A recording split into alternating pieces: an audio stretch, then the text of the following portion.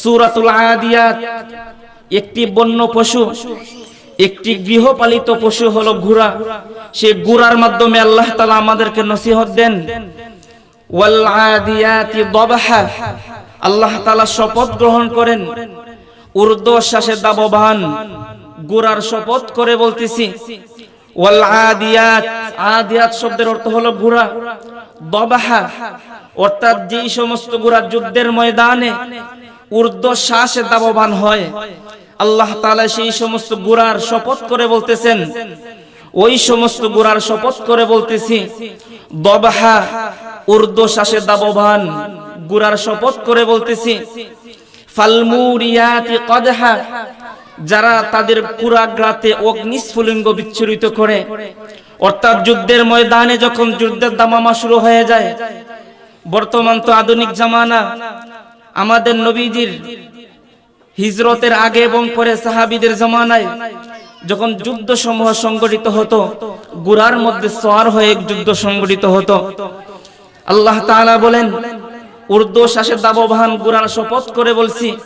ফালমুরিয়াতি কদহা, যারা তাদের কুরাগাতে অগ্নিস্ফুলিঙ্গ বিচ্ছুরিত করে।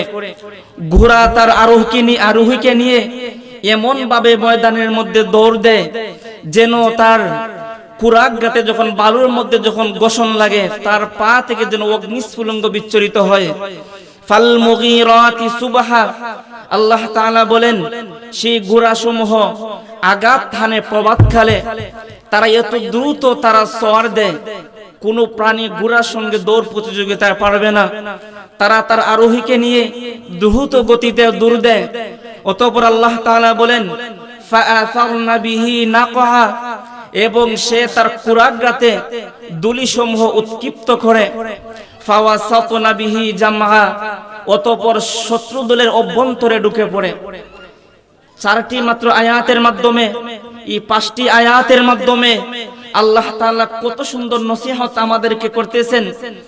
আমার নবীজি যখন উম্মতকে নসিহত করতেন অন্তর পরিশুদ্ধ হওয়ার জন্য, তখন নবীজি এই সূরাকে সামনে রাখতেন। একটি বন্য পশুকে, একটি ঘোড়াকে তার মালিক কি তাকে বক্ষণ করায়।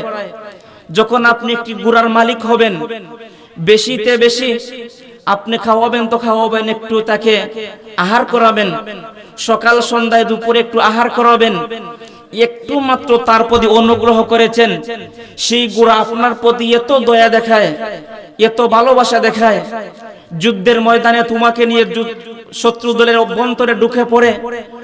ঘোড়া জানে যে কোনো সময় বললাম তার গায়ে আছড়ে পড়তে পারে, যে কোনো সময় সে আহত হতে পারে। তারপরেও সে তোমাকে নিয়ে যখন শত্রু দলের অভ্যন্তরে ঢুকে পড়ে, কারণ ঘোড়া তার মালিকে অকৃতজ্ঞ হয় না। একজন মালিক তার ঘোড়াকে আহার করায়, কত সুন্দর খাবার খাওয়ায়, আল্লাহ তাআলা ঘোড়ার প্রতি কৃতজ্ঞ হয়ে বলেন, ঘোড়া তার মালিকের প্রতি অকৃতজ্ঞ হয় না। আল্লাহ তাআলা আমাদের প্রতি বলেন, ইন্নাল ইনসানা লিরাব্বিহি লাকানুদ, নিশ্চয় মানুষ তার রবের প্রতি, তার প্রতিপালকের প্রতি বড়ই অকৃতজ্ঞ। আল্লাহ তাআলা বলেন, ওয়ামা আতাকুমুর রাসূলু ফাখুযুহু, আমার হাবিব তোমাদের কাছে যা কিছু নিয়ে আসছেন তা তোমরা গ্রহণ করো। ওয়ামা নাহাকুম আনহু ফান্তাহু, আমার হাবিব তোমাদেরকে যে সমস্ত বিষয়সমূহ থেকে তোমাদেরকে বাঁচতে নিষেধ করেছেন তোমরা তো তা শুনো না, তোমরা তো অকৃতজ্ঞ হইতেছ।